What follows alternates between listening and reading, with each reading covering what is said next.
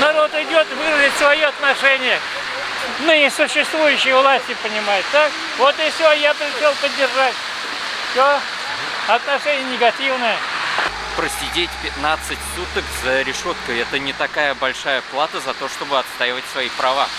Для меня это очень важно, чтобы сознание народных масс просыпалось. И чтобы власти нас услышали. У нас нет другой возможности высказать свое мнение. Понимаете? Вот. Нас не допускают на телевидение, закрывают сайты, не дают сказать, какие же у нас истинно есть претензии к нашей власти. А какие у нас претензии? Нам нужна честная власть. Понимаете? Честная власть.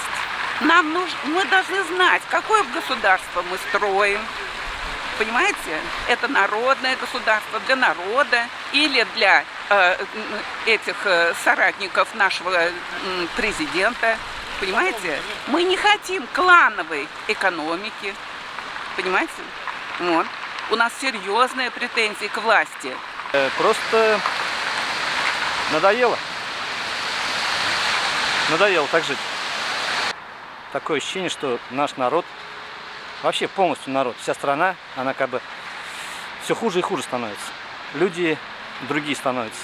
И хороших людей мало остается. Если мы так будем дальше идти, у нас в стране вообще нормальных людей не останется. Я честно говорю. Посмотрите, сколько людей уезжает за границу.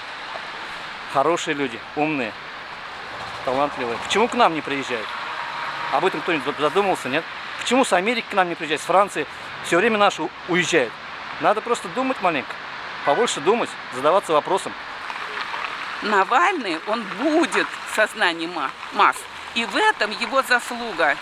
И мы хотим, чтобы он был свободным. Чтобы не брали ни за что, ни просто людей. Вот хватали, вот девушку сейчас хотели арестовать. За что? А она пытается разобраться во всем. Понимаете? Почему нам не разрешают митинги? Где бы мы сказали власти? Ведь мы такие же граждане нашей страны, вы понимаете?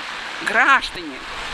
И мы, не может быть, а я уверена на 100%, мы нашу родину любим гораздо сильнее. Каждый президент при вступлении в должность что-то обещает.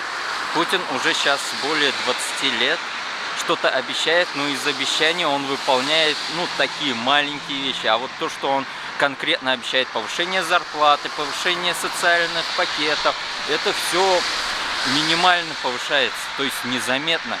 Люди, пенсионеры, допустим, или даже вот мои родители, инвалид третьей группы, получают 4000. Это какой-то, скажем так, беспредел. Это моя гражданская позиция. Меня абсолютно не устраивает коррупция, которая творится в моей стране. Это огромное количество политзаключенных. Сейчас все приличные люди сидят по тюрьмам, по ЭВСам.